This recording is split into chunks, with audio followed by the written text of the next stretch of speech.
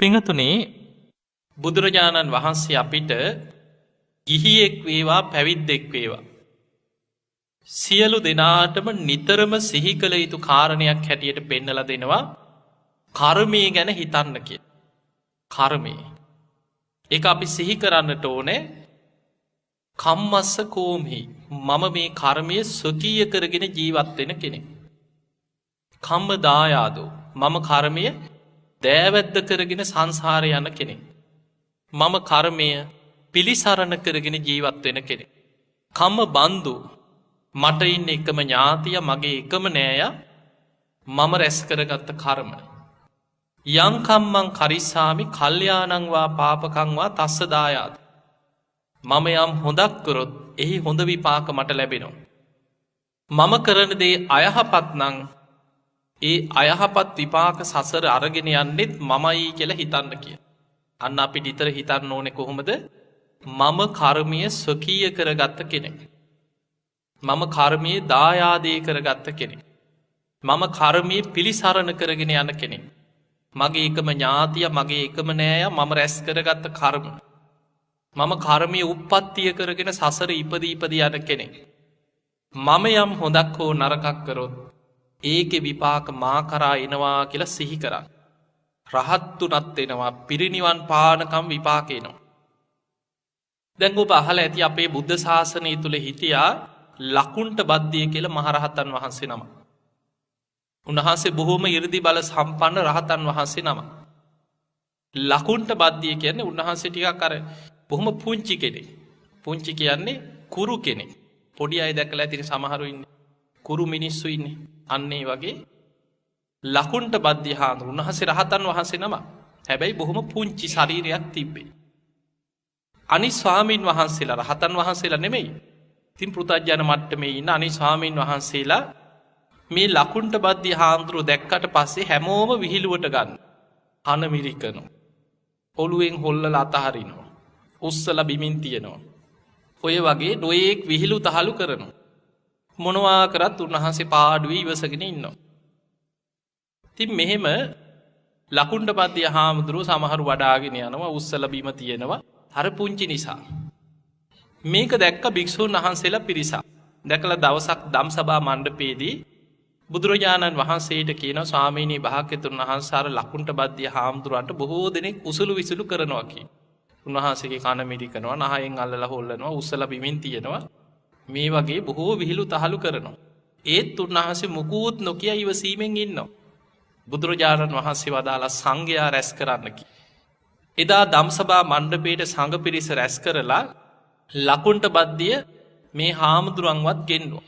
ගෙනල්ල බුදුරජාණන් වහන්සේ සංඝ පිරිස ඉදිරියේ ලකුන්ට බද්ධිය ස්වාමීන් වහන්සේ ගැන බුදුරජාණන් වහන්සේ බුදුමුවින් වර්ණා කරන්න පටන්ගත්. මහනෙන මේ මාපුත් ලකුන්ට බද්ධිය මෙහෙම හිටියට කැමති තාක් පළවෙනි දිහානෙන් වැඩඉන්න පුළුවන් කෙනෙක් කිය. කැමති තාක් දෙවනි දිහානෙන් වැඩඉන්න පුළුවන් කෙනෙක්. කැමති තාක් තුන්වැනි දිහානෙන් හතරවෙනි දිහානෙන් වැඩඉන්න පුළුවන්.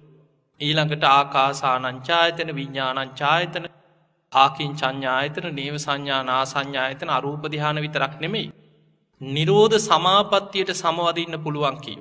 නිරෝධ සමාපත්තියට සමවදින්න පුළුවන් ඉරදි බල සම්පන්න රහතන් වහන්සේලාටත් අෂ්ට සමාපත්ති දක්වාම සමතයෙන් හිත දියුණු කරගත්ත අනාගාමියයටත් විතරයි කිය. දැන් ඔහොම කියනකොට අර උසුළු විසුළු කරපු අයටත් කීන් දාඩිය දාලා ගිය පෝ අපි කරගත්තදී අපි නොදැනගෙන නේද අපි මෙහෙම කරේ.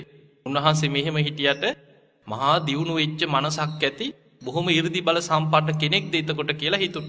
බුදුරජාණන් වහන්සේ මේ ලකුන්ට බද්ධිය මහරහතන් වහන්සේගේ අරහත්වය උන්වහන්සේ රහතන් වහන්සේ නමක් කියලා සංඝ පිරිස ඉදිරියේ බුදුරජාණන් වහන්සේ බුදුමුවින් දේශනා කරා. එතකොට එක භික්ෂුවක් අහනු අනේ ස්වාමීනී උන්වහන්සේ මේ තරම් හැකියාවක් ඇති. මහරහතන් වහන්සේ නමක් වෙලා ඉරදි බල සම්පන්න කෙනෙක් වෙලා.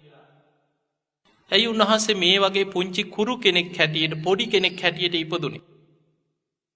බුදුරජාණන් වහන්සේ වදාලා මහණෙනි පෙර බුදුරජාණන් වහන්සේ නමක් පිරිනිවන් පාලා ඒ බුදුරජාණන් වහන්සේගේ සර්වඥ ධාතුන් වහන්සේලා තැන්පත් කරලා මිනිස්සු විශාල චෛත්‍යයක් හදන්න සූදානන් වුණා කියව. එදා මේ ලකුන්ට බද්ධිය බොහෝම දක්ෂ නිර්මාණ ශිල්පියෙක් වඩුවෙක්. මෙයා මොකද කරේ දාර පිරිස මැද්දට පැනලා කිව්වා ඔච්චර ලොකු චෛත්‍ය ඕනේ නැහැ කිව්වා. ඕක පොඩියට හදන්න. විශාල චෛත්‍යයක් මෙයාගේ උවමනාව නිසාම පුංචි කරලා හැදෙව්වා කිව්වා.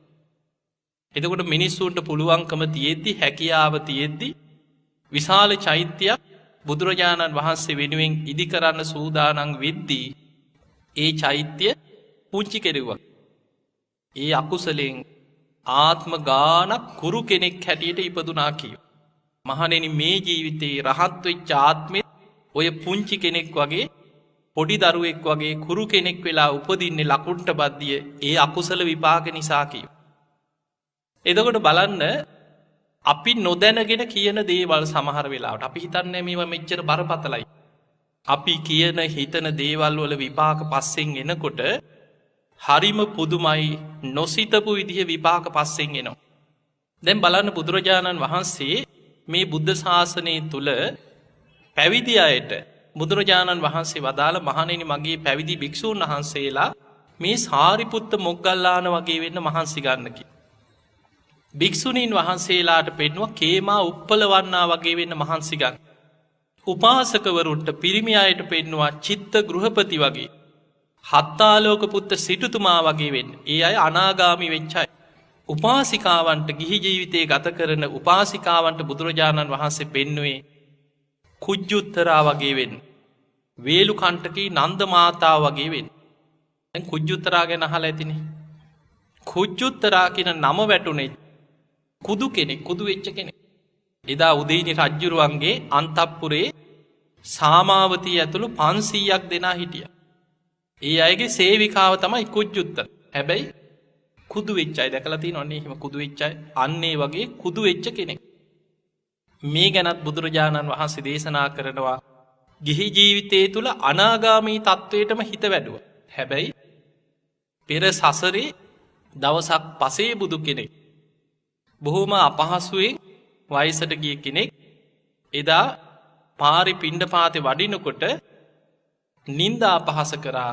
උන්වහන්සේ ටිකක් නැමිලා යනකොට මොකද කුදු වෙලාද කියලා නින්දා අපහාස කරා. ඒ විපාකේ තමයි කියනවා මේ දිගින් දිගටම සසරේ ආවේ.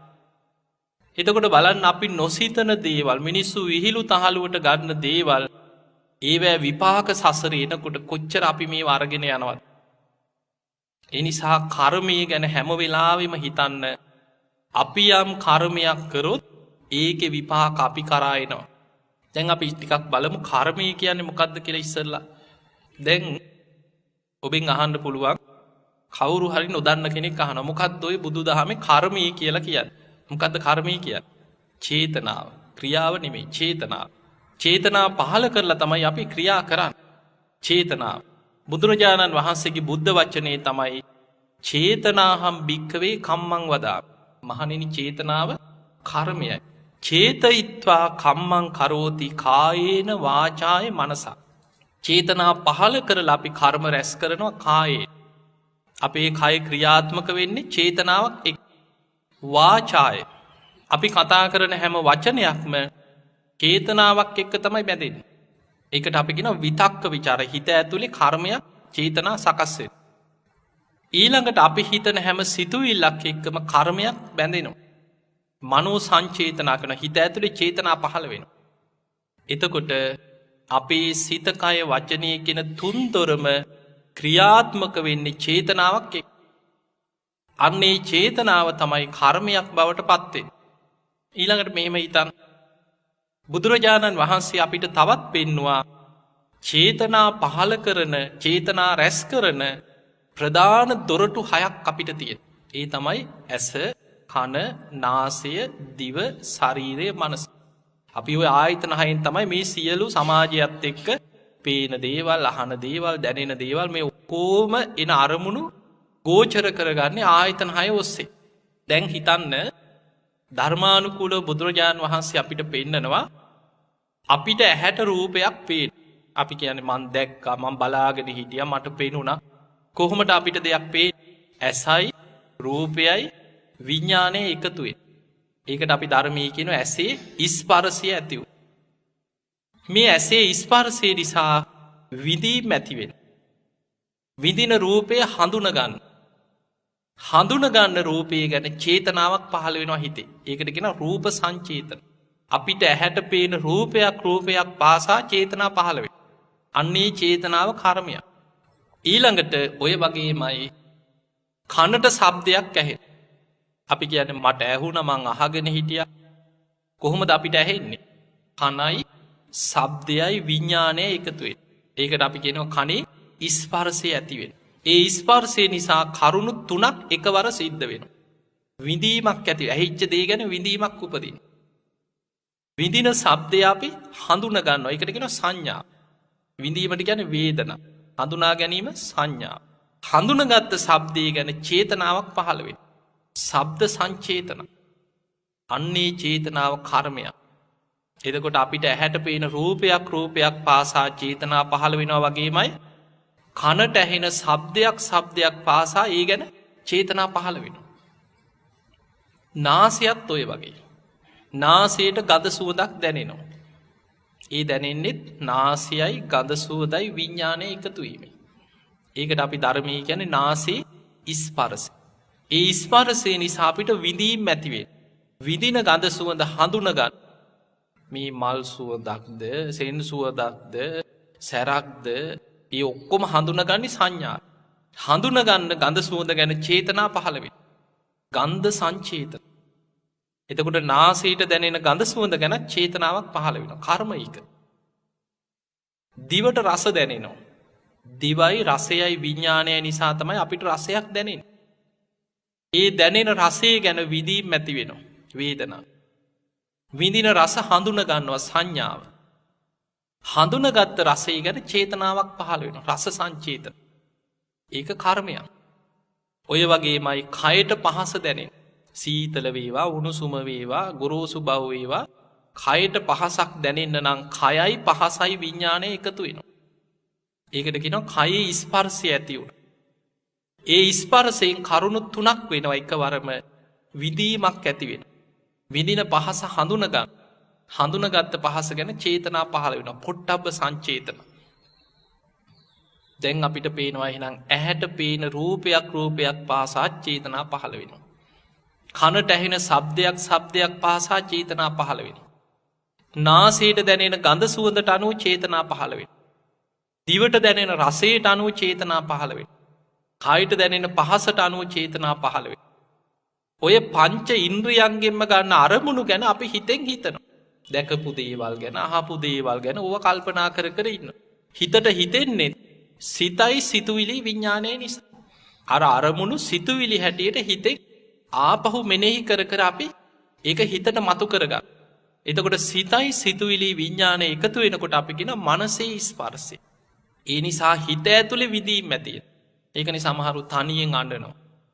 දුක් විදීමක් ඇතිවේ. තනියෙන් එක පාට හිනායන් කොයි අරි බලාගෙන ඉන්නගම එක පාට හිනාය. ඇයි පරණ සැපවිදීමක් සතුට ඇතිවෙන දෙයක් හිතට අරමුණු වෙන. විදීන් ඇතිවෙන. විදින අරමුණ හඳුනගන්න මට මේ වගේ දෙයක් මතක් වුණා මං මෙහෙම දෙයක් කල්පනා කර අපි ඒක හඳුනගත්. හඳුනගත් අරමුණ ගැන චේතනාවක් ඇතිවෙන ධම්ම සංචේතන. එහෙමනං අපේ ඇස කන නාසය දිවකය මනස කියන ආයතන හයෙන්ම කර්ම රැස්වේ. ඒ රැස් කරගන්න දේවල් ගැනම අපි ඒගත් අරමුණු ගැනම හිතනවා. ඒවා ගැනම කතා වෙනවා. ඊට අනුව ක්‍රියා කරන. එතකොට සිතකය වච්චනය තුන්දොරම ඒ අරමුණු ඔස්සේ තව තවත් චේතනා පහල කර කර්ම රැස් කර. දැන් ඔබට ඔය ටික තේරුණා නං දැන් එහෙනම් ඔබට තේරෙන්න ඕන එහෙමනම් අපි කාටවත් කර්ම රැස් කරන්න නැතුව ජීවත්වෙන්න පුළුවන්ද මේ ලෝකෙ පුළුවන්ද. ඇහැ ඇරගෙන ඉන්නවා කියන්නේ හැමවිලීම චේතනා පහළ වෙන. කන ක්‍රියාත්මක වෙනවා කියන්නේ කන මුල් කරගෙන චේතනා පහළ වෙන.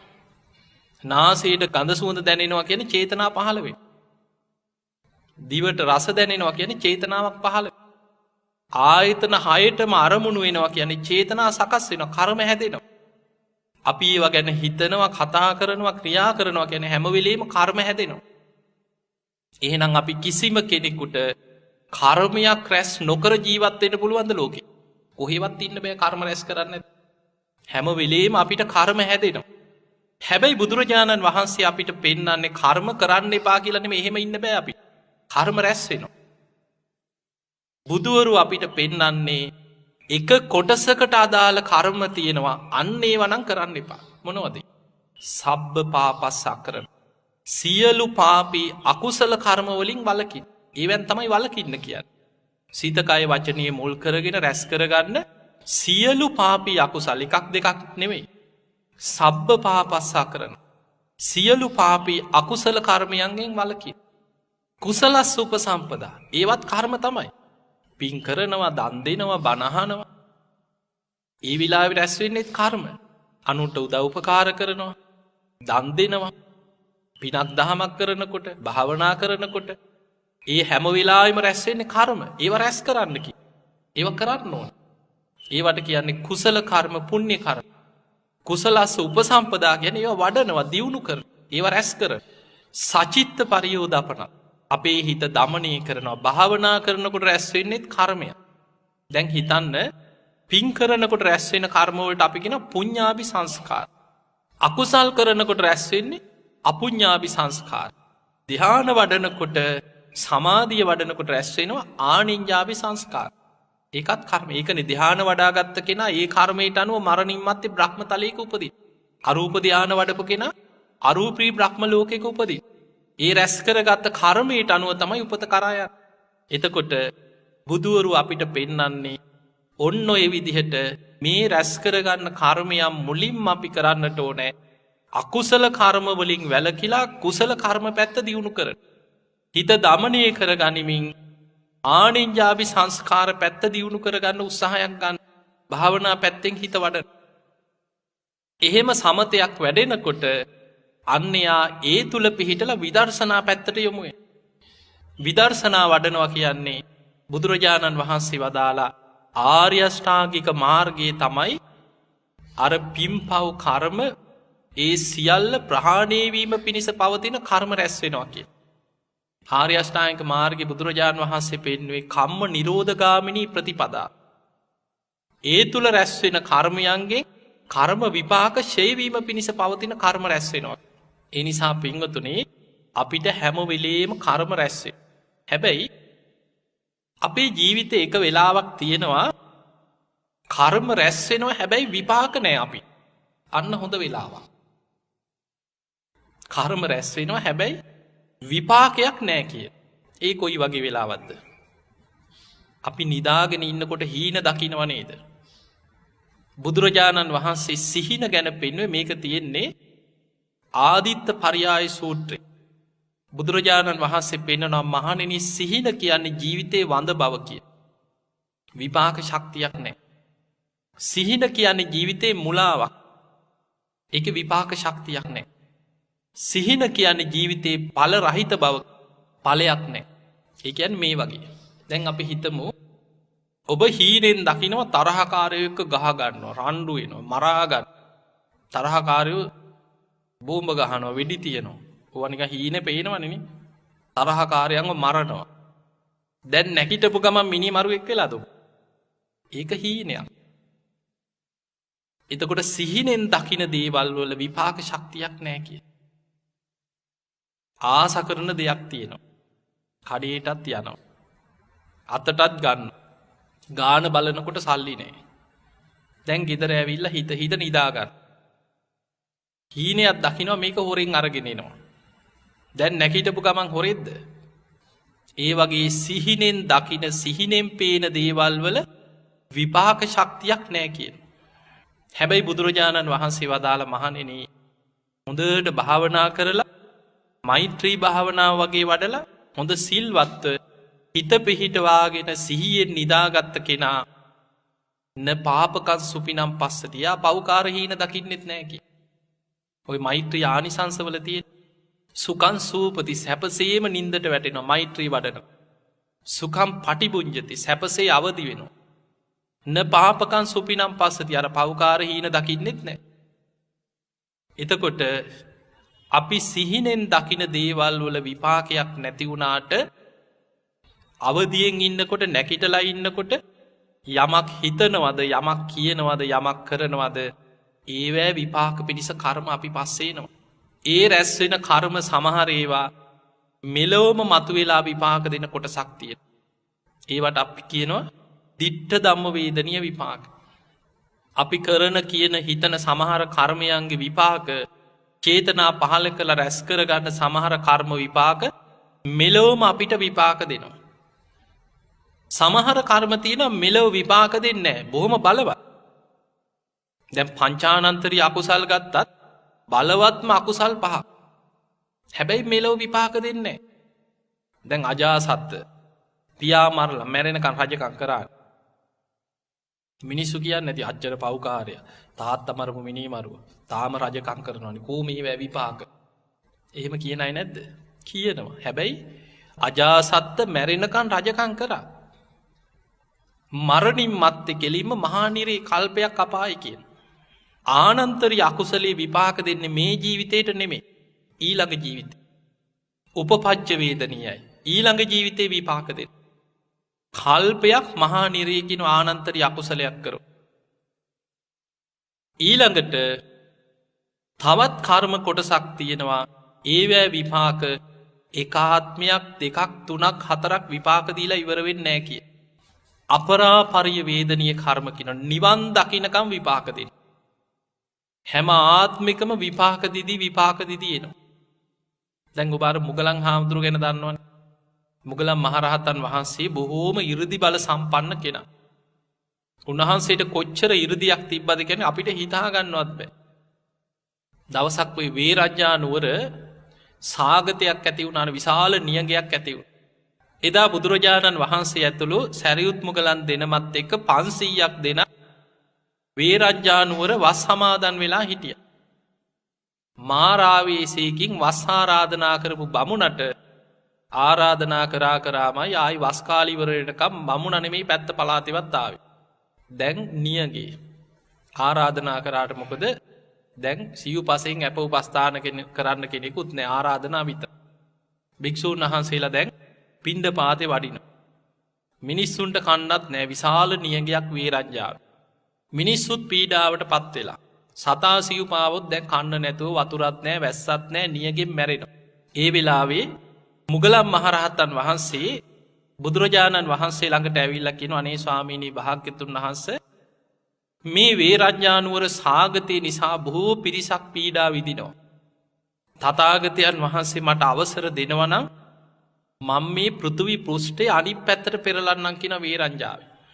මේ පොළොව ඇතුලේ තියෙනවා කියන රස පොළොව කියලා කිරිවල යොදේ වගේ ආහාර කරගන්න පුළුවන් පස්තක්. ඒක මම මතු කරලා දෙන්නම්. දැන් ඔබ අහලා ඇති ඔය අග්ගඤ්ඤ සූත්‍රය කියලා දේශනාවක් තියෙනවා. මේ පෘථුවිය අපි මේ ජීවත් වෙන ලෝක ධාතු මේ සියල්ල කාලයක් යනකොට සත්ත්ව සූර්යෝද්ගමන සූත්‍රය පෙන්නනවා. සූර්යාව 7ක් ආලෝකෙ වැටිලා ගිනිගෙන දැවිලා විනාශ වෙලා අලුවත් දූවිලිවත් නැතුව මේ සියලු ලෝක ධාතු විනාශ වෙන කාලයක් එනවා. ඒක වෙන්නේ කල්ප දහස් ගානකට පස්සේ වෙන විනාශයක්. හැබැයි ඒ කාලේ මේ ලෝක ධාතු වල ඉන්න සත්වයන් ආබස්වර නමින් අහසේ පාවි ඉන්න සත්ත්ව කොටසක් බවට පත් වෙනවා. අර විනාශ වෙච්ච ලෝක ධාතු ආයමත් කල්ප දහස් ගානක් යනකොට ටික පොළොව හැදෙන්න පටන් ගන්නවා. ආයමත් පෘථිවියක් හැදෙනවා. මුලින්ම හැදෙන පෘථිවිය හරියට කිරිවල යොදේ වගේ කියනවා පොළොව. රස පොළොවක් අර අහසේ පාවි ඉන්න සත්වයන් ආග්‍රහණය කරනවා. ඒ පොළොවේ තියෙන සුවඳ ආග්‍රහණය කරලා ඒ අය ටික ආග්‍රහණයෙන් ජීවත් වෙනවා. සමහරු හිමීට අර දිවගාල බලනවා. කිරිවල යොදේ වගේ කියන පෘථිවි පුෂ්ඨයේ මුල. ඔහොම මේ සත්‍යයන් ආයමත් පෘථිවියක් හැදිලා සකස් වෙන හැටි මේක තියෙන්නේ දීඝනිකායේ අග්ගඤ්ඤ කියන සූත්‍රය. බොහොම දීර්ඝ දේශනාවක්. එතකොට අපි මේ ජීවත් වෙන පෘථිවි පුෂ්ඨය ගත්තාම ওই වගේ දැන් අපිට නික සාමාන්‍ය ගත්තත් පේනවනේ. පාෂාණ තට්ටු එක ස්තර ගිහිල්ලා ජල ස්තර ඔහොමනේ පල්ලෙහාට යනකම් යන. එතකොට මුගලන් හාමුදුරුවෝ කියනවා ස්වාමීනි භාග්‍යතුන් වහන්සේ මට අවසර දෙනවා නම් මම 이르දි බලයෙන් පෘථිවි පුෂ්ඨයේ අනිත් පැත්තට පෙරලලා පොළොව ඇතුලේ තියෙන රස පොළොව මතු කරලා ගන්නම් කියන. එතකොට බුදුරජාණන් වහන්සේ වදාලා මොග්ගල්ලාන ඔබ කොහොමද මේ සත්වයන්ට හානියක් නොවෙන්න ඕක කරන්නේ? බුදුරජාණන් වහන්සේ දන්නවා මුගලන් හාමුදුරන්ගේ මතු කරගන්න අහන. එතකොට කියනවා ස්වාමීනි භාග්‍යතුන් වහන්සේ මට පුළුවන් කියනවා වම් අති මේ වගේම පෘථිවි පුෂ්ඨයක් මවන්න. මම 이르දියෙන් මේ ඉන්න සත්වයන් ඒ පෘෂ්ඨය මත තියලා අනිත් අතින් පොළොව පෙරලනවා. බුදුරජාණන් වහන්සේ වදාලා මොග්ගල්ලාන ඔය දේ නම් කරන්න ඔබට සිතක් පහළ නොවේවා. ඇයි? බුදුරජාණන් වහන්සේ වදාලා මොග්ගල්ලාන ඔබ බොහෝම 이르දි බල සම්පන්නයි. ඔබට ඔය දේ කරන්න පුළුවන්. හැබැයි ඔබ ඔය විදිහට පෘථිවි පුෂ්ඨයේ පෙරළුවොත් 이르දියෙන් මේ පෘථිවියේ ඉන්න මිනිස්සයන්ට මොකද්ද මේ උනේ කියලා හිතාගන්න බැරුව බොහෝ පිරිසකගේ හිත විපිලිසර වෙනවා කිය. මිනිසුන්ට පිස්සු හැදෙන්න පුළුවන්. මොකද්ද මේ උනේ කියලා එකපාරට හොයාගන්න බැරුව. එතකොට ඒ නිසා මොග්ගල්ලාන ඔබට ඔවැනි ප්‍රාතිහාරයක් නම් පාන්න සිතක් පහළ නොවේවා කිය. එතකොට අපිට පේනවා ඒ තරම් පෘථිවි පුෂ්ඨයේ 이르දියෙන් පෙරලන්න තරම් 이르දිමේ හැකියාවක් ඇති මුගලන් හාමුදුරුවෝ උන්වහන්සේ දවසක් කුටියක භාවනා කර කර ඉන්නකොට තමයි 500ක් විතර ආව පොළු අරගෙන ආයුධ අරගෙන ආව කට්ටිය. ඇවිල්ලා කුටිය වට කරලා කෙනෙක් කියනවා කඩපන් කිව්ව දොර. ඔය ශ්‍රමණී අල්ලගෙන ගහලා මරලා දාමු. එහෙම කියනකොට උන්වහන්සේ සැනින් සියුම් ශරීරයක් මවාගත්. යතුරු හිලෙන් කියනවා එළියට ගියේ. එළියට ගිහිල්ලා අර පිරිස අතරින්ම නොපෙනෙන විදිහට එතරින් මග හැරලා වැඩියා. අර ආපු පිරිස කුටියේ දොර කැඩුවා බලනකොට නෑ යමල්ලා යන්න කියලා ගියා.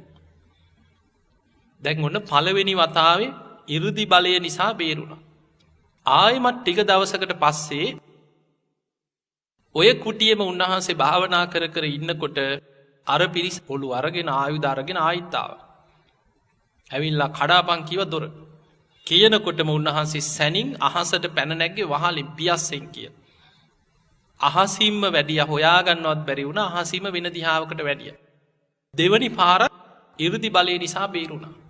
ආයෙමත් ටික දවසකට පස්සේ ඔය කුටියේම උන්වහන්සේ භාවනා කරනකොට එදා මුගලන් හාමුදුරුවෝ විමසුවා ආයෙමත් මේ පිරිස මගේ පස්සෙන් එයිද? මන් දැන් දෙපාරක් බේරුණා. ඇයි මේ මගේ පස්සෙන් ආයෙමත් එන්නේ? මම රැස් කරපු කර්මයක්. එදා භාවනාවේදී දිවසින් බැලුවා බලනකොට දැක්ක මෙන්න එදත් කට්ටිය ලෑස්ති වෙන. ඔළු අරගෙන ආයුධ අරගෙන කතා වෙනවා යමල් අදත් අපි. ওই ශ්‍රමණයා හිටියොත් ගහලා මරමු කියලා කට්ටිය කතා වෙනවා.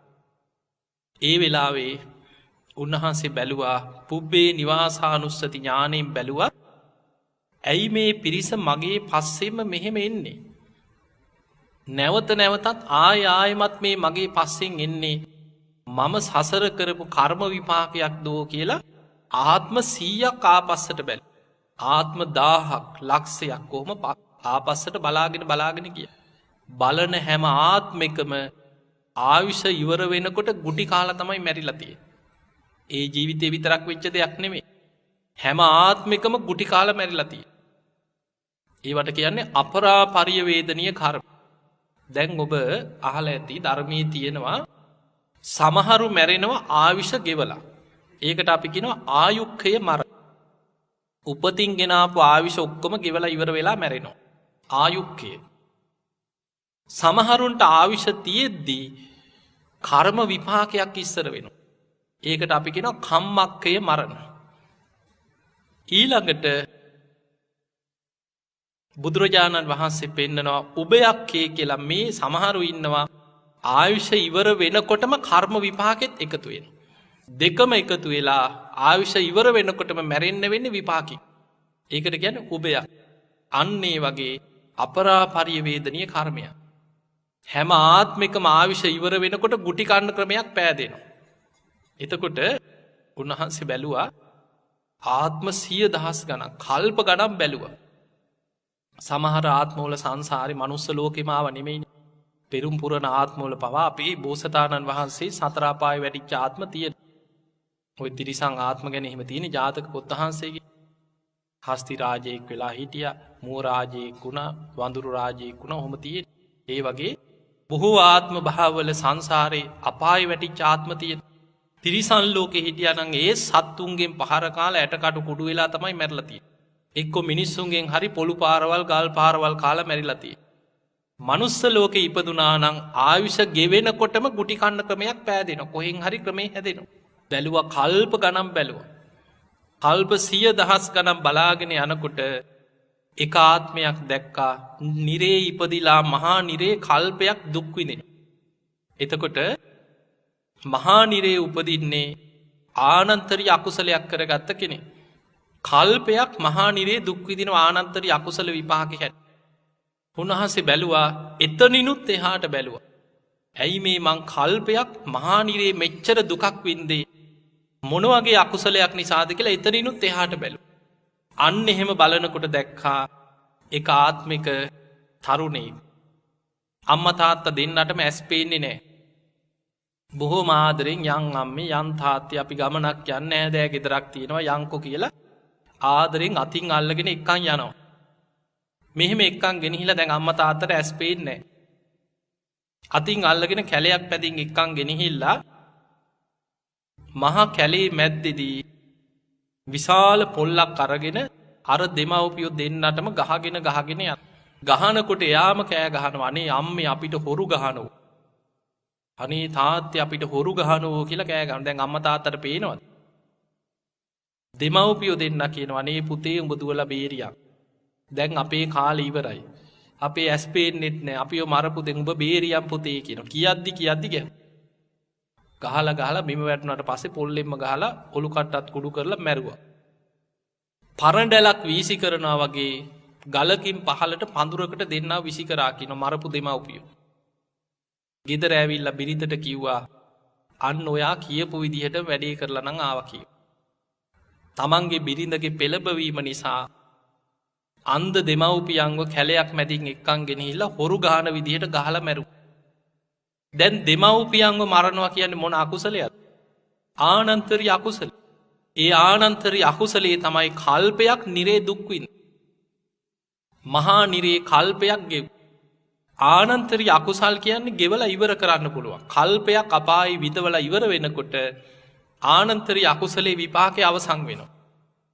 හැබැයි දෙමව්පියෝ දෙන්න රවට්ටලා කැලේ මැදින් එක්කන් ගෙනහිල්ලා හොරු ගහන විදිහට පොල්ලෙන් පහර දීමේ අකුසලයේ අර ඇටකට කුඩු වෙන විදිහට පොල්ලෙන් ගහපු අකුසල විපාකේ තමයි අපරාපරිය වේදනීය කර්මයක්.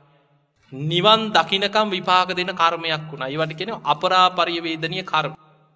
හැම ආත්මිකම ආයුෂ ගෙවෙනකොට ගුටි කන්න ක්‍රමයක් පෑදෙනවා. මොන ආත්මෙ කොහේ ඉපදුනත් ආයුෂ ඉවර වෙනකොට ගුටි කන්න ක්‍රමේ හැදිලා එනවා. එදා උන්වහන්සේ බැලුවා මගේ දැන් ආයුෂ ගෙවිලා ඉවරද? ආයුෂ ගෙවිලා ඉවරයි. ඊළඟට බැලුවා බුදුරජාණන් වහන්සේලාට පෙර අග්‍ර ශ්‍රාවකවරු පිරිනිවන් පානවාද? හැම බුදු කෙනෙකුටම පෙර අගසව් දෙනම පිරිනිවන් පානවා. ඒක ලෝක ධර්මතාවය. ඒ වෙලේ උන්වහන්සේ කල්පනා කරා අද මම මේකට මූණ දෙනවා. දෙවතාවක් 이르දියෙන් මඟ හැරලා බේරුණා. අද මම මේකට මූණ දෙනවා කියලා හිත හදාගත්තා. මේක මගේ කර්ම විපාකයක්. දැන් මගේ ආයුෂත් ගෙවිලා ඉවරයි. අද මම මේකට මූණ දෙනවා කියලා හිත හදාගෙන මූණ දුන්නා. හොරු එදා කුටියේ දොර කඩනකොට අනිමිත්ත සමාපත්තියකට සමවැදිලා හේම වැඩ හිටියා. ඇදලා අරගෙන පොළු වලින් ගහලා බිම දාගෙන අර අතපය කඩලා ඔලු කට්ටටම ගහලා පරඬැලක් වීසි කරනවා වගේ අර පෙර සසරේ දෙමව්පියෝ දෙන්නට ගහලා විසි කරේ යම්සේද ඒ විදිහටම කුටියෙන් පල්ලෙහා තිබ්බ පඳුරකට ඇදලා විසි කරා කියන අර හොරු ටික. බලන්න කර්ම විපාක පස්සෙන් එන හැටි. එතකොට අපිට පේනවා සංසාරේ රහත් උනත් බොහෝම 이르දි බල සම්පන්න කෙනෙක් වුණත් මොන 이르දි තිබුණත් තමන් සසරේ කරපු විපාක පස්සෙන් එනවා. ඒවට ධර්මයේ කියන්නේ රහතන් වහන්සේලාට විපාක දෙන කොටස් වලට කියන්නේ ප්‍රවෘත්ති විපාක කියලා. පිරිනිවන් පාන ආත්මෙත් කොටසක් විපාක දෙනවා. අන්තිම ආත්මෙත්. සමහර ලෙඩ තියෙනවා. දැන් අපි ගත්තාම සාරිපුත්ත හාමුදුරන්ට තිබුණා පුදුම බඩේ අමාරුවක්. උන්වහන්සේ පිරිනිවන් පෑවෙත් ලේත් එක්ක බඩේ එළිය ගියා කියන හැම වෙලේම පුදුම වේදනාවක් ඒ බඩේ අමාරුව නිසා වින්දා. සාරිපුත්ත හාමුදුරුවෝ දේශනා කරනවා මේක මගේ කර්මජ රෝගයක් කියන. පෙර කර්ම විපාකයක්. අපිට මේ හැදෙන ලෙඩ රෝග සමහර ලෙඩ හැදෙනවා පිත කිප. සෙම කිපීමෙන්, වාතය කිපීමෙන්, තුන්දොස් කිපීමෙන් ලෙඩ හැදෙනවා. අපි වැරදි විදිහේ අය පරිහරණය කිරීම, වැරදි සෞඛ්‍ය පුරුදු ඔය වගේ ලෙඩ හැදෙන හේතු ගණනාවක් ඔය ගිරිමානන්ද සූත්‍රයේ තියෙනවා. ඒ අතර බුදුරජාණන් වහන්සේ පෙන්නනවා කර්මජ රෝග කියලා කොටසක්. ඒවා බේත් වලින් සනීප කරන්න බෑ. දැන් බලන්න සමහර මිනිස්සු ඉන්නවා කොච්චර හොඳ වෛද්‍යවරු හම්බුණා. පෙන්නනවා වෛද්‍යවරු ළඟට යනවා, ලංකාවෙත් බේත් යනවා, රටත් යනවා, කොච්චර බෙහෙත් ගත්තා. ලෙඩේ හැමමයි. ඒවා කර්මජ රෝග. දැන් අපි හිතමු කාගේ හරි කොන්දේ අමාරුවක් තියෙනවා. බෙහෙත් ගන්නවා කොන්දේ අමාරුව එහෙමමයි. මොන බේත කරත් හරියන්නේ නැහැ. අපි දන්නවද පෙර සසරේ කාගේ හරි අපි කොන්ද කඩපු කෙනෙක් වෙන්න පුළුවන්. ඒවැ විපාක පස්සෙන් එනවා. බෙහෙත් ගන්නවා වගේම ඒ වගේ වුණාම පින්කම් කරන්න, කාට හරි රෝද පුටුවක් පූජා කරන්න, කිහිලි කරු දෙකක් පූජා කරන්න, කොන්දේ අමාරුව තියෙන කෙනෙකුට, ඒ වගේ නැගිට ගන්න බැරි කෙනෙකුට, ඔත්පල වෙච්ච කෙනෙකුට ඒ වගේ පින්කම් කරලා ඒ පින බලවත් කරගන්න. අන්න එතකොට නිකම්ම තමන්ගේ අසනීප සුවපත් කරගන්න විදිහට පින බලවත් වෙනවා. ඒවට කියන්නේ කර්මජ රෝග. දැන් අපි ගමු අපිට විතරක් නෙමෙයි. අපේ බුදුරජාණන් වහන්සේට උන්වහන්සේට තිබුණ පුදුම කොන්දේ අමාරුවක් විටින් විට බලවත්. දැන් අපි සාමාන්‍ය මිනිස්සු නිකන් අපි ගැන හිතමු, අපි පව්කාරයෝ කියලා නිකන් හිතමු. අපි එහෙමනේ කියන්නේ අපි පෙර කරපු කර්ම මේක ඉතින් මගේ කර්මේ තමයි. මේ අපි සංසාරේ කරපු කර්ම ඉතින් අපි කොහොම අපි කියනවනේ. බුදුරජාණන් වහන්සේ ගැන අපි කොහොමද කියන්නේ? සාරා සංකේය කල්පලක්ෂයක් දාන, සීල, නෛෂ්ක්‍රම්‍ය, ප්‍රඥා, වීරිය, කාන්ති, සච්ච, අදිඨාන, මෛත්‍රී, උපේක්ඛා ආදී දස පාරමිතා, පාරමී, උපපාරමී, පරමත්ත පාරමී හැටියට සම්පූර්ණ කරපු කෙනෙක්.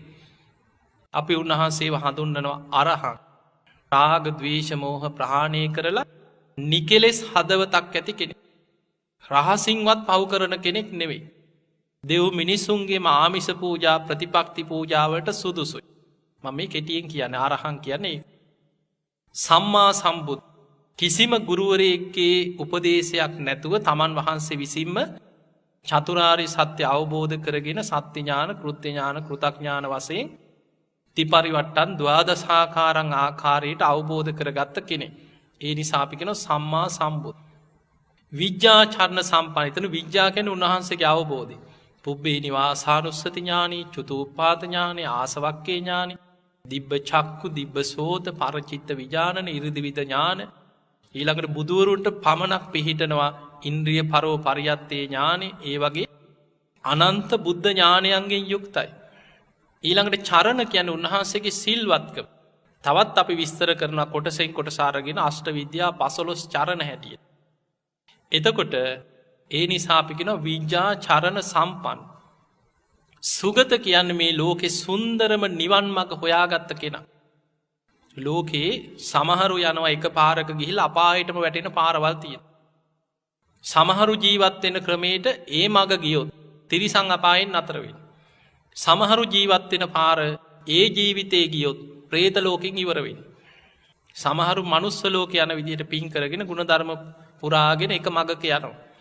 තවයි ඉන්නවා සද්ධා, සීල, සුත, ත්‍යාග, ප්‍රඥා වඩන අය. ඒ අය දිව්‍ය ලෝක යන මාර්ගය යන අය. ඒ අතර ඉන්නවා භාවනා කළ සමාධිය වඩාගෙන සමතේ පැත්තෙන් සමාධිමත් හිතක් ඇති කරගත්ත අය. ඒ අය බ්‍රහ්ම ලෝක යන මාර්ගයේ ගමන් කරන අය. මේ සියලු මාර්ගයන් අතර නිවනට යන මාර්ගයේ තමයි ආර්ය අෂ්ටාංගික මාර්ගය. ඒ මාර්ගය හොයාගත්තේ බුදුරජාණන් වහන්සේ. ඒ මාර්ගය හොයාගෙන නිවනට පත්වෙච්ච නිසා අපි කියන සුගත, සුන්දර නිවන් මඟ හොයාගෙන ඒ මඟ ගමන් කරලා නිවනට පත්. ඊළඟට ලෝකවිදු. මේ ලෝකයේ ගැන, විශ්වය ගැන, ලෝක ධාතු ගැන, සත්වයන් උපදින මේ හිරු සඳුගේ ආලෝකයේ විහිදෙන පරාසය තුල සත්වයන් උපදින තල 31ක් තියෙනවා කියන.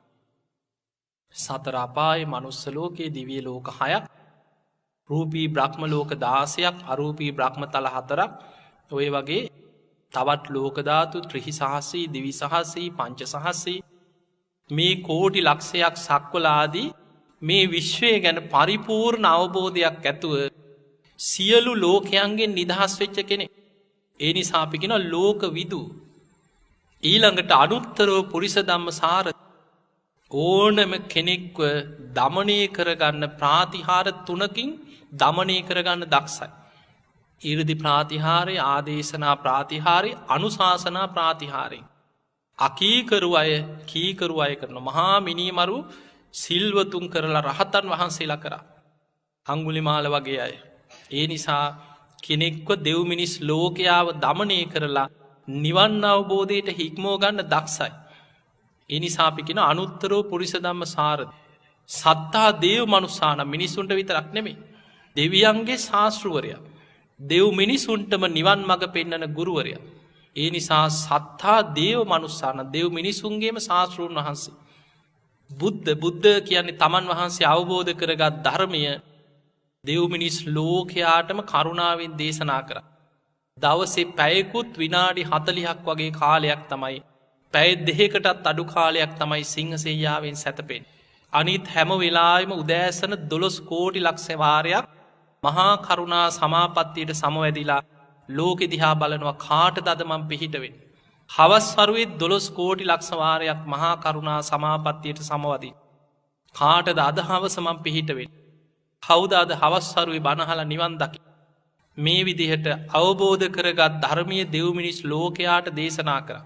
ඒ නිසා අපි කියන බුද්ධ මේ සියලු ගුණ දරන්න තරම් භාග්‍යවන්තයි. ඒ නිසා අපි කියන භගවා භාග්‍යවන්තම කෙනෙක්, පින්වන්තම කෙනෙක්. දැන් මේ තරම් පින්වන්ත බුදුරජාණන් වහන්සේ උන්වහන්සේට තිබුණා කොන්දේ අමාරු. බුද්ධ දේශනාවල තියෙනවා, දේශන ගණනාවක තියෙනවා. බුදුරජාණන් වහන්සේ දහම් දෙසනකොට උන්වහන්සේ බණ කියාගෙන ගිහිල්ලා මැදදී ධර්ම දේශනාව නවත්තලා කියනවා මහණෙනි තථාගතයන් වහන්සේගේ කොණ්ඩ ගොඩාක් රිදෙනවා කියන කොන්ද. කෝ සාරිපුත්ත ඉන්නවද කියලා අහන. සාරිපුත්ත ඔබ මේ දේශනාව මෙතන ඉඳන් ඉතුරු ටික පවත්වන්න කියලා සිංහසෙයියාවෙන් එතන ඇලවෙනවා. ඒ කියන්නේ දැන් මේ වාඩි වෙන ඉරියව්වෙන් ඉඳගෙන බණ කියන්න අමාරුයි. කොන්ද රිදෙනවා වැඩි. එතකොට අපි කොන්දේ අමාරු වෙනකොට චුට්ටක් හාන්සි වෙන්නේ ඒ වගේ එතනම සිංහසෙයියාවෙන් ඇලවෙනවා. සාරිපුත්ත හාමුදුරන්ට දේශනාව පවත්වන්න ඉඩ දෙනවා. දේශනාව අවසන් වෙනකං හොඳ සිහිනුවනින් දේශනාව අහගෙන ඉන්නවා. දේශනාව අවසානයේ බුදුරජාණන් වහන්සේ සාදුකාර දෙනවා. සාදු සාදු සාදු මහණෙනි සාරිපුත්තයන් වහන්සේ මගේ දේශනාව ඒ විදිහටම පැවැත්තුවා කියන.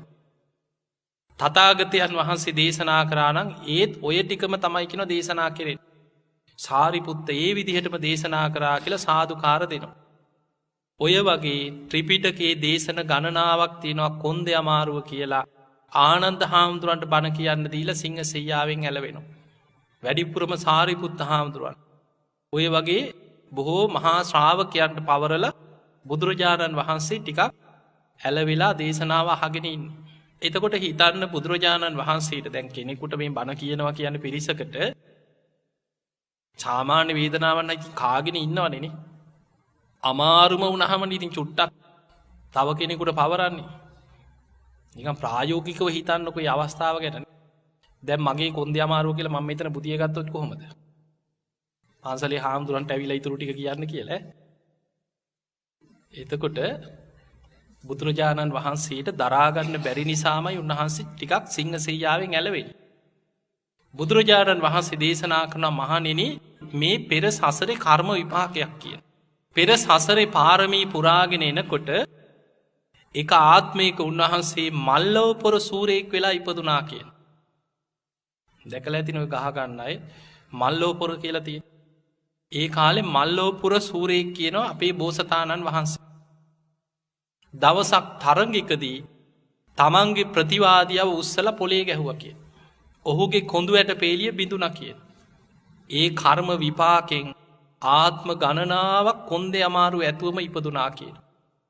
බුදු වෙච්ච ආත්මේ අවසාන ආත්මේ පිරිනිවන් පාන ආත්මෙත් පිරිනිවන් පානකම් විටින් විට කොන්දේ අමාරුව බලවත් වෙන්නේ ඒ කර්මේ විපාක කොටසක් කියන. එතකොට බලන්න බුදුරජාණන් වහන්සේටත් කර්ම විපාක එන්නේ නැද්ද සසරේ කරපු ඒවා? ඔය වගේ උන්වහන්සේට හිසේ කැක්කමක් බලවත් වෙච්ච තියෙනවා. දුෂ්කර ක්‍රියා කිරීම පවා. දැන් බලන්න අනාගතයේ බුදු වෙන මෛත්‍රී බුදුරජාණන් වහන්සේ සතියයි දුෂ්කර ක්‍රියා කරා. ඒත් කැලේකට ගිහිල්ලා නෙමෙයි. මාලිගාවෙම උඩුමහල් තලයට ගිහිල්ලා සතියක් දුෂ්කර ක්‍රියා කරන. ඒ සතිය දුෂ්කර ක්‍රියා කරලා අවසන් වෙනකොට අහසින්ම ඇවිල්ලා මහා බ්‍රහ්ම දෙවියෝ අටපිරිකරක් පූජා කරන. තමන්ගේ දේවිය වන චන්ද්‍රමුඛී බිසවමයි කිරිපිඩු පූජා කරන්නේ. කිරිපිඩු දානේ වළඳලා මාලිගාවේ උඩුමහල් තලයේ ඉඳන් අහසට පැන නැගලා අහසින්මයි බෝධීන් වහන්සේ මුලට වඩින්නේ බුදු වෙන්නේ. මෛත්‍රී බෝසතාණන් වහන්සේ බුදු වෙන්නේ මේ විදිහට. උන්වහන්සේ බුදු වෙනකොට මේ මහා බද්ද කල්පේ ඊළඟ අන්තක් කල්පේ මිනිස්සුන්ගේ ආයුෂ අවුරුදු කීයක් කියලා දහලා තියෙනවා. 80000ක් අද අපිට හිතන්නවත් පුළුවන්. එච්චර දීර්ඝ ආයුෂක් ඇති කාලේ පහළ වෙන බුදුරජාණන් වහන්සේ සතියයි දුෂ්කර ක්‍රියා කරේ. ඔබ බලන්න ඔය 820 බුදුවරු, 120 බුදුරජාණන් වහන්සේලා පෙර හැම බුදු කෙනෙක්මගෙම දුෂ්කර ක්‍රියා කාලේ හොයාගෙන යන්න. හැම බුදු කෙනෙක්ම ගත්තොත් සතියයි 2යි මාසයයි මාස 3යි ඔය වගේ කාලයක් දුෂ්කර ක්‍රියා කරන්න. හැබැයි සාරා සංකේය කල්පලක්ෂයක් පාරමී සම්පූර්ණ කරලා බුද්ධත්වයට පත්වෙන්න දෙව්ලොවින් මනුලොවට වැඩම කරපු අපේ බෝසතාණන් වහන්සේට අභිනිෂ්ක්‍රමණය කරලා අවුරුදු 6කට ආසන්න කාලයක් මිනිස් ආයුෂ අඩුම කාලෙක තමයි අපේ බුදුරජාණන් වහන්සේ බුදු වුණේ. පෙර බුදුවරු හැම බුදු කෙනෙකුටම අපි දන්න විදිහට අපි දන්නේ ඔය 120 බුදුවරු 820 බුදුවරු ගැන තියෙන ඉතිහාසය. එතනින් එහා තව ඕන තරම් බුදුවරු ඇති. නමුත් දේශනාවල තියෙන එච්චරයි. අපේ බෝසතාණන් වහන්සේ විවරණ ගත්තේ බුදුවරු 24 නමක. සාරා සංකේය කල්ප ලක්ෂයක් ඇතුළත. ඒ බුදුවරු තමයි 120 බුදුවරු හැටියට හඳුන්වන්නේ. එතකොට ඒ බුදුවරුන්ගේ ආයුෂ ගත්තත් අපේ බුදුරජාණන් වහන්සේට වඩා වැඩි. හැම බුදු කෙනෙක්ගෙම අවුරුදු දහස් ගණන් ආයුෂ ගැන දේශනාවල තියෙන. අපේ බුදුරජාණන් වහන්සේ පහළ වෙන්නේ මිනිස්සුන්ගේ ආයුෂ අඩුම කාලේ. අන්තක්කල්ප විනාශයක් ළඟ ළඟ තියලා තමයි උන්වහන්සේ බුදු වෙන්නේ. මිනිස් ආයුෂ අවුරුදු 100න් පහළට පිරිහිලා අවුරුදු 10ට පිරිහෙනකොට අන්තක්කල්ප විනාශ වෙනවා. දැන් අපි මේ ඉන්න අන්තක්කල්පේ විනාශ වෙන්නේ මෘග සංඥා පහළ වෙලා එකිනෙකා මරාගෙන ලේවිලක් වෙලා අවසන් වෙනවා කියන මිනිස් ආයුෂ අවුරුදු 10 වෙනකොට. එතකොට මේ අන්තක්කල්ප විනාශයකට ලං වෙන කාලේ තමයි අපේ බෝසතාණන් වහන්සේ පහළ වෙලා බුදු වෙන්නේ. එතකොට එච්චර ආයුෂ අඩු කාලෙක අපේ බුදුරජාණන් වහන්සේ බුදු වෙනකොට මිනිස්සුන්ගේ ආයුෂ අවුරුදු 120යි සාමාන්‍ය ආයුෂ. ඒත් උන්වහන්සේ වැඩ හිටියේ අවුරුදු 80යි. අවුරුදු 80ක් වැඩ ඉන්න බුදුරජාණන් වහන්සේ අවුරුදු 35 දී අභිනිෂ්ක්‍රමණය කරලා අවුරුදු 6කට ආසන්න කාලයක් දුෂ්කර ක්‍රියා කරා. 29 දී අභිනිෂ්ක්‍රමණය කරේ අවුරුදු 35 වෙනකම්ම අවුරුදු 6කට ආසන්න කාලයක් දුෂ්කර ක්‍රියා. ඒ ගැන තියෙන්නේ ඒක තියෙනවා මජ්ක්‍ධිම නිකායේ තියෙනවා ගටිකාර කියලා සූත්‍රයක්. මේ ගටිකාර සූත්‍රයේ තියෙනවා මේ මහා බද්ද කල්පේ පහළ වුණා කකුසඳ කෝණාගමන කාශ්‍යප. කාශ්‍යප බුදුරජාණන් වහන්සේගේ කාලේ එදා අපේ බෝසතාණන් වහන්සේගේ නම තමයි ජෝතිපාල මානවක. එදා යාළුවෙක් හිටියා ඒ තමයි ගටිකාර. ගටිකාර කියන්නේ කුඹල් කරුවෙක්. වළං හදලා ජීවත් වෙච්ච බොහොම සාමාන්‍ය ඒ කාලේ ඉන්දියාවේ කුල ભેද තියෙනවනේ. ඉතින් ඒ නිසා පහත් කුලයක කෙනෙක් වළං හදපු කෙනෙක්. අපේ බෝසතාණන් වහන්සේ උසස් කෙනෙක්. බොහොම ධනවත් කුලවත් පවුලක ඉපදිච්ච ජෝතිපාල මානවක. හැබැයි දෙන්න යාළු. ගටිකාර කාශ්‍යප බුදුරජාණන් වහන්සේගෙන් බණ අහලා අනාගාමී තත්වෙටම හිත වඩාගත්ත කෙනෙක්. දවසක් කල්පනා කරා කොහොම හරි මගේ යාළුව බණ අහන්න එක්ක යන්න ඕන. ඇවිල්ලා අපේ බෝසතාණන් වහන්සේට ජෝතිපාල මානවකයාට කිව්වා අන්න බුදු කෙනෙක් පහළ වෙලාලු. යන් අපි බණ අහන්න කිව්වා. බලන්න මේ සසර ගමනේ භයානකකම. බුදු කෙනෙක් පහළ වෙලා බණහන්න යන් කියනකොට එක වතාවෙම වචනයක් කියවුණා ඔය මුඩු මහණන්ගෙන් බණහලා මට වැඩක් නැහැ කිව්වා. ඒ වචනේ දෙවනි පාරක් කිව්වා යන් අපි බණහන්න. එතකොට කිව්වා මං කිව්වනේ එකපාරක් ඔය මුඩු මහණන්ගෙන් බණහලා මට වැඩක් නැහැ කියලා දෙවනි පාරක් කිව්වා. ඒ වෙලාවේ ගටිකාර කල්පනා කරා ආයිමත් ওই වචන කියන්න පෙර වෙන උපක්‍රමයක් යොදන්න. ඊට පස්සේ කිව්වා යන් එහෙනම් අපි නාන්න කිව්වා. දෙන්න ගියා ගඟට නාන්න. තැන් බෝසතාණන් වහන්සේ ගඟට බැහැල නානකං ගංගි උරට වෙලා හිටිය ගටිකාර. ගඟට බැහැල නාලා උඩට එනකොටම එක පාට ගංගි උරෙන් ගිහිල්ලා අඩිය තියලා ඔළුවෙන් ඇල්ලු. අල්ල කෙස් වැටියෙන් අල්ල හෙල්ලුව යනවද නැද්දැහු බණහන්. එතකොට කල්පනා කරා මම උසස් කුලේ කෙනෙක්. මං වගේ කෙනෙක්ගෙන් මේ ගටිකාර වගේ කෙනෙක් කවදාවත් කෙස් වැටියෙන් අල්ලල මෙහෙම සැර කරන්නේ නෑ. ඔය නං එකත් එකටම ඒ කාන්තෙන් බුදු කෙනෙක් වෙන්න ඇති කියලා හිතුන්. මොකද ඒ කාලෙත් ඉඳලා තියෙන හොරු ගොඩක්. අපි බුද්ධ කියාගත්ත හොරු ඉඳලති. දැන් අපේ බුදුරජාණන් වහන්සේ පහළ වෙනකොටත් හිටිය ආලාර කාලාම උද්දකරාම පුත්ත නිගණ්ඨනාථ පුත්ත. ඒ නිසා විශ්වාසයක් තිබිලා නෑ. ඒ නිසා අර වගේ වචනයක් කියවුණා බණහන්න යම් බුදු කෙනෙක් පහළ වෙලා කියපුවාම ඔය මුඩු මහනන්ගෙන් බණහල මට වැඩක් නෑකි. අන්නේ වචන විපාක නිසා කියනවා පාරමී සම්පූර්ණ කරලා ඊළඟට බුදුවෙන්න ඉන්න කෙනාමේ. බුදුවෙන ආත්මය අවුරුදු 6ක් දුක්විදින සිද්ධ වනේ දුස්කරක්‍රියා කරලා අර වචනයේ විපාකයක් නිසා කියන. එතකොට අපිට පේනවා අපේ වචන උච්චරනං සංසාරය අපිට විපාක දෙන දරුණු විපාක ඇති කරනවා.